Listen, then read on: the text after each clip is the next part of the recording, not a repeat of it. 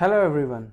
In this video we will be learning about arc welding. There are various arc welding techniques which are a variation or which are based on the principle or basic principle of arc welding that we will be learning, and after that we will be learning about different components which are essential during arc welding. So let's get started with this video.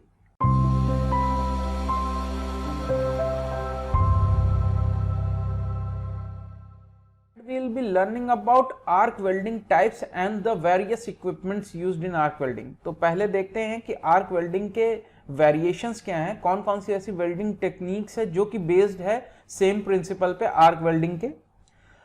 इनमें difference यही है कि किसी में electrodes change हो जा रहे हैं, इलेक्ट्रोड कंज्यूमेबल यूज हो जा रहे हैं, या किसी में नॉन कंज्यूमेबल इलेक्ट्रोड यूज हो रहे हैं. मटेरियल्स जो सप्लाई करे जा रहे हैं या सबस्ट्रेट मटेरियल है उनकी शीट की थिकनेसेस चेंज हो जा रही हैं, अलग अलग थिकनेस की मटेरियल यूज हो रहे हैं. तो अलग अलग टेक्निक्स का डेवलपमेंट अलग अलग एप्लीकेशन पॉइंट ऑफ व्यू से, अलग अलग मटेरियल्स के पॉइंट ऑफ व्यू से किया गया है. तो यहाँ पे ये जो डिफरेंट टेक्निक्स आपको दिख रही हैं ये आर्क वेल्डिंग की.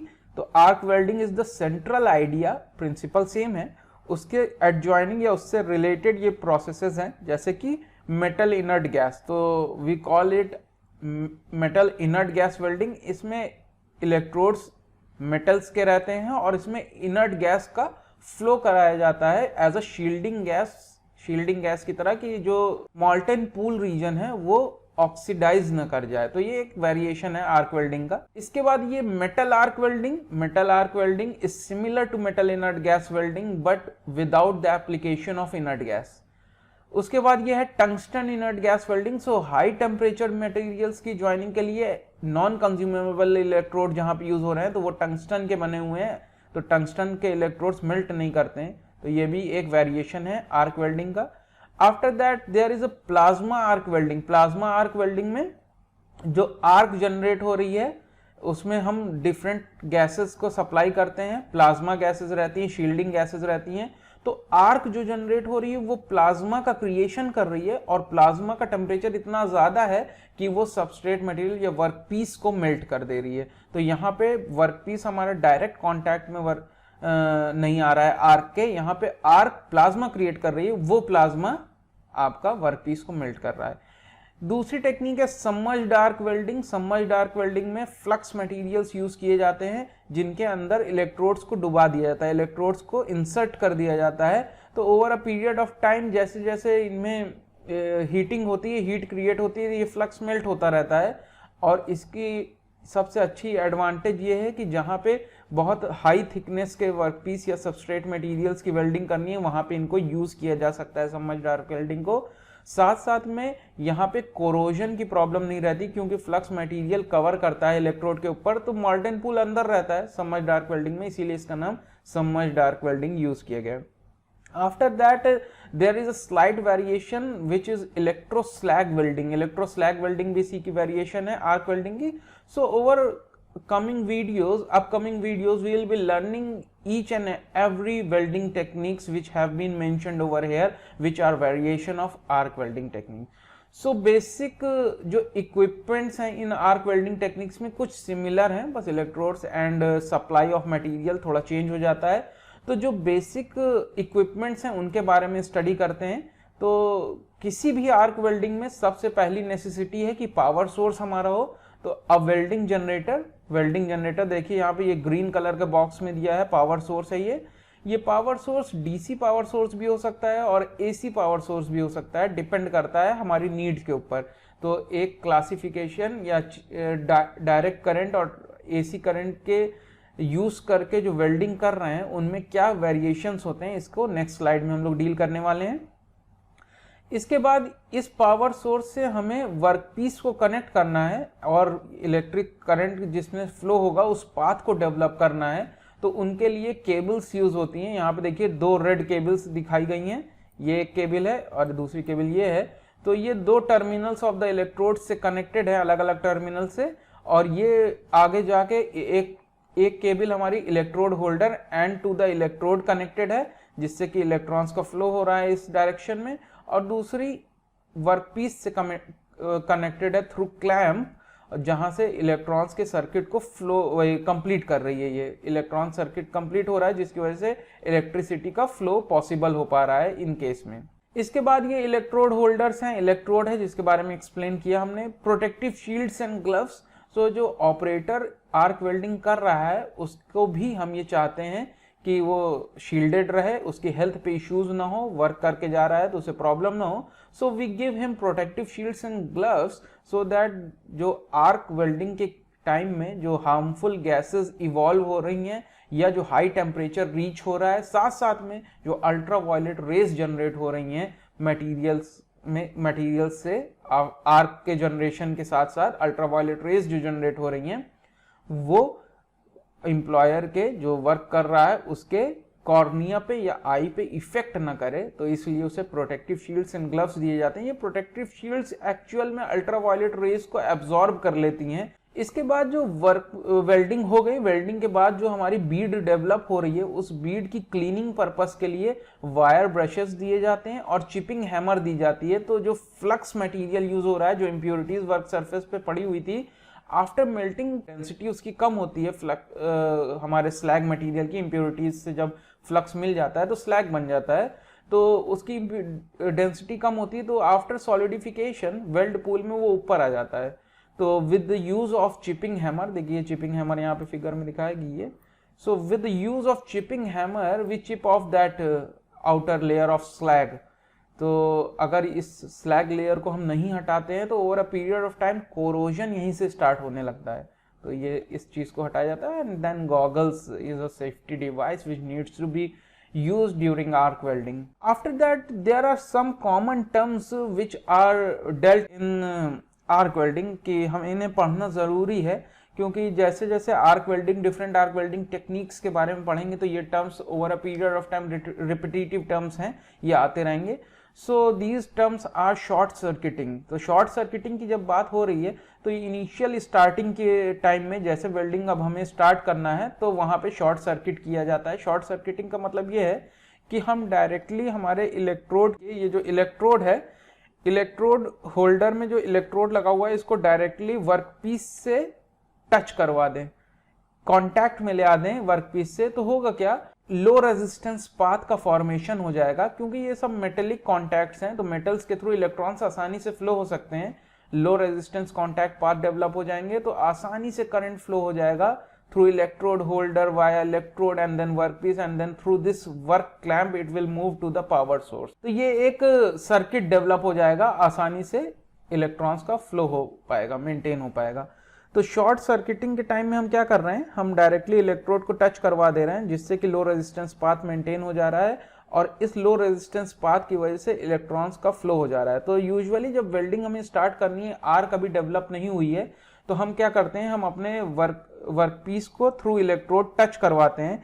इस टच या इस कांटेक्ट की वजह से करंट फ्लो होना शुरू हो जाता है, इलेक्ट्रॉन्स फ्लो होना शुरू हो जाते हैं एंड देन हम उस इलेक्ट्रोड को थोड़ा सा पीछे अराउंड 2 to 3 mm पीछे लाते हैं, जिसकी वजह से आर्क जनरेट हो जाती है। आर्क जनरेट हो जाती है मतलब जो गैस प्रेजेंट है, इन्वायरमेंट में गैसेस प्रेजेंट हैं डिफरेंट, इलेक्ट्रॉन्स के फ्लो को बैरियर की तरह एक्ट करती हैं, बैरियर की तरह एक्ट करेंगे इलेक्ट्रॉन्स के फ्लो को। तो जिसकी वजह से अगर हम इनिशियली पहले ही थोड़ा दूर रखे होते, टिप को टच ना करवाए होते वर्कपीस पे, तो इलेक्ट्रॉन्स का फ्लो पॉसिबल ना हो पाता हाई रेजिस्टेंस की वजह से। अब जैसे ही हमने उनको टच कराया, लो रेजिस्टेंस पाथ बना, इलेक्ट्रॉन्स आसानी से फ्लो करने लग गए थे। अब हल्का सा हमने रिट्रीट किया उनको ऊपर, तब भी इलेक्ट्रॉन्स में काइनेटिक एनर्जी इतनी थी that they jump of through the electrode tip. Electrode tip से जंप ऑफ करके हिट करने लगते हैं हाई काइनेटिक एनर्जी से सबस्ट्रेट मटेरियल को। और जैसे ही वो हिट करने के लिए जा रहे हैं तो इंटरमीडिएट विसिनिटी में जो गैसेस प्रेजेंट हैं उनसे भी टकरा रहे हैं और उन्हें आयोनाइज कर रहे हैं। तो ये प्रोसेस है किस तरीके से आर्क को जनरेट किया जाता है, तो थ्रू शॉर्ट सर्किटिंग किया जाता है। और भी कुछ एक दो टेक्निक्स हैं, जैसे कि स्टील वूल यूज किया जा सकता है। दूसरा जो इंपॉर्टेंट टर्म है वो ओपन सर्किट वोल्टेज का है। ओपन सर्किट वोल्टेज का मतलब ये है कि ये मैक्सिमम वोल्टेज है when no current is drawn or supplied, the voltage difference between the two terminals is termed as open circuit voltage। ठीक है, तो जब करंट का सप्लाई नहीं हो रहा है तो मैक्सिमम जो वोल्टेज दो इलेक्ट्रोड्स के बीच में एग्जिस्ट कर सकता है, that is termed as open circuit voltage. इसके बाद जो नेक्स्ट इंपॉर्टेंट टर्म है वो है आर्क ब्लो का। तो arc blow is a concept और it is an unwanted deflection of arc. जो ये आर्क जनरेट हो रही है इसके अनवांटेड डिफ्लेक्शन है ड्यूरिंग आर्क वेल्डिंग। तो ये डिफ्लेक्शन क्यों हो जाता है? एक्चुअल में जब किसी एक इलेक्ट्रोड से या कंडक्टर के थ्रू इलेक्ट्रिसिटी फ्लो होती है, तो आपने dual nature of electricity, dual nature of charges के बारे में पढ़ा हुआ है। तो जैसे ही कहीं पे भी चार्ज मूव करता है तो उसके परपेंडिकुलर डायरेक्शन में मैग्नेटिक फ्लक्स लाइंस भी डेवलप हो जाती हैं। तो उसी तरीके से जो हमारा कंडक्टर या इलेक्ट्रोड है उसमें जब इलेक्ट्रिसिटी का फ्लो हो रहा है इस डायरेक्शन में, ये देखिए दिया हुआ है, इस डायरेक्शन में फ्लो हो रहा है, so perpendicular to that circular magnetic flux lines get generated, ये जनरेट हो जाती हैं। अब जैसे ही हम वेल्डिंग करना शुरू कर रहे हैं, जैसे यहां से टिप से हमने वेल्डिंग शुरू की, तो ये मैग्नेटिक फ्लक्स लाइंस इंडक्शन की वजह से ये opposite magnetic flux lines on the substrate material भी जनरेट कर लेती हैं। तो जैसे ही सबस्ट्रेट मटेरियल पे ये मैग्नेटिक फ्लक्स लाइन जनरेट होती हैं, सो इनके कंडक्टर में फॉर्म होने की पॉसिबिलिटी ज़्यादा है, क्योंकि ये लो रेजिस्टेंस पाथ है इन मैग्नेटिक फ्लक्स लाइंस के लिए भी।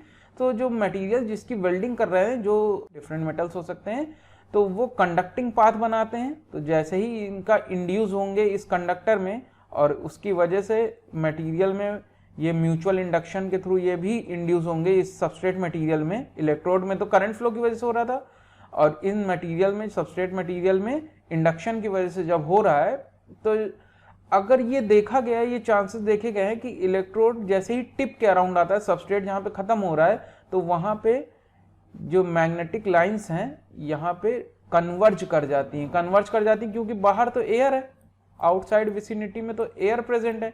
तो एयर में मूव कर पाना इनके लिए पॉसिबल नहीं हो पाता है, क्योंकि ये हाई रेजिस्टेंस पाथ होता है। ये चाहते हैं कि हम लो रेजिस्टेंस पाथ के थ्रू ही मूव करते रहें, तो यहाँ पे कन्वर्ज हो जाता है। यहाँ पे देखिए density of magnetic flux line ज्यादा है कंपेयर टू दीज रीजन्स। तो जब बीच में हम वेल्डिंग कर रहे हैं तो ये तो इक्वली डिस्ट्रीब्यूटेड रहती है विसिनिटी में मैग्नेटिक फ्लक्स लाइंस, लेकिन जब कॉर्नर पे पहुंचते हैं तो यहाँ पे इनकी डेंसिटी बढ़ जाती है मैग्नेटिक फ्लक्स लाइंस की, क्योंकि ये एयर में बाहर मूव करना नहीं चाहती हैं, हाई रेजिस्टेंस पाथ है वो। तो इसकी वजह से ये जो आर्क है, हमारी वेल्डिंग इलेक्ट्रोड की आर्क है, ये बेंड हो जाती है, क्योंकि यहाँ पे जहाँ पे डेंसिटी ज्यादा है ये रिपेल करती है इन आर्क्स को, इन इलेक्ट्रॉन्स को, तो जिसकी वजह से इनका शेप कुछ इस तरीके से हो जाता है। देखिए बेंड शेप है, बैकवर्ड आर्क ब्लो हो रहा है यहाँ पे। तो ये हमारे लिए एडवांटेजियस नहीं है कि आर्क ब्लो हो। तो जब वेल्डिंग कर रहे हैं बीच में तो एकदम सही वेल्डिंग हो रही थी, स्टार्टिंग और एंड टाइम में वेल्डिंग, हमारी वेल्डिंग आर्क जो है ये बेंड हो जा रही है, जिसकी वजह से प्रॉपर कॉर्नर में जहां पे खत्म हो रहा है वहां पे वेल्डिंग नहीं हो पाती है। तो इसको रेजिस्ट करना पड़ता है, आर्क ब्लो को रेजिस्ट करना पड़ता है। इसको रेजिस्ट करने के लिए यहाँ पे एक कंडक्टिंग मटेरियल के स्ट्रिप्स रख देते हैं, जिसकी वजह से यहाँ पे ये कन्वर्ज नहीं करती है, ये इसके थ्रू भी बनने लगती हैं इक्वली लाइंस, ये इनके ऊपर भी बनने लगती हैं, इन मेटेलिक कॉन्टैक्ट्स के ऊपर भी, जिसकी वजह से क्या होता है कि अब हमारा आर्क ब्लो की प्रॉब्लम कम मिनिमाइज हो जाती है। दूसरी चीज ये कर सकते हैं कि ये जो आर्क लेंथ है, इस जो आर्क डेवलप हो रही है इसकी जो लेंथ है, इस लेंथ को अगर कम कर दें तो आर्क ब्लो की प्रॉब्लम भी कम हो जाती है। तो कुछ ये मेथड्स हैं जिससे आर्क ब्लो को कम किया जा सकता है। आर्क ब्लो में जो ये इंपॉर्टेंट पॉइंट ये ध्यान रखने वाला है कि आर्क ब्लो सिर्फ डीसी करंट के टाइम में होता है। अगर हम as a transformer source use कर रहे हैं, ऐसे सोर्स को जो डीसी पे बेस्ड है, डायरेक्ट करंट पे बेस्ड है, तभी आर्क ब्लो की पॉसिबिलिटी रहती है। और अल्टरनेटिंग करंट अगर हम यूज करेंगे तो होगा क्या कि इनके जो मैग्नेटिक फ्लक्स लाइंस जो जनरेट हो रही हैं, इनके बार बार डायरेक्शंस चेंज होते रहते हैं, ठीक है। तो एक डायरेक्शंस चेंज होने की वजह से इनमें आर्क ब्लो की प्रॉब्लम नहीं आती है। तो in this slide we will be learning about power sources in arc welding. दो तरीके के पावर सोर्स आर्क वेल्डिंग में हो सकते हैं। पहला direct current power source use कर सकते हैं, दूसरा and then we can use alternating type of source. Arc stability in case of direct power source is high, excellent, whereas in case of AC power source the arc stability is low. Arc stability कम रहती है। Stability से मतलब ये है कि जो arc हमारी जनरेट हो रही है ये हम आसानी से इन्हें वेल्ड करने में यूज कर पा रहे हैं, स्टेबल है, एक्सटिंग्विश नहीं हो रही है, चेंज नहीं होता है यहाँ पे polarity in case of DC power source. So arc welding को मेंटेन कर पाना आसान है कंपेयर टू एसी केस।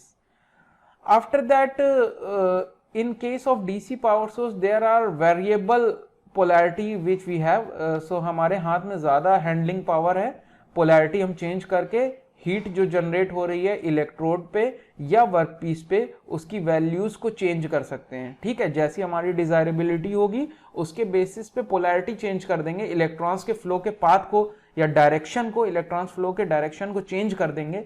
इसकी वजह से अगर इलेक्ट्रोड टिप को पॉजिटिव कर देंगे तो होगा क्या, electrons will start flowing from negative terminal to positive terminal, they will be start hitting from negative terminal से इमर्ज होंगे और पॉजिटिव टर्मिनल में जाके टकराने लगेंगे, तो मैक्सिमम हीट जनरेट वहां पे होगी जहां पे इलेक्ट्रॉन्स जाके टकरा रहे हैं।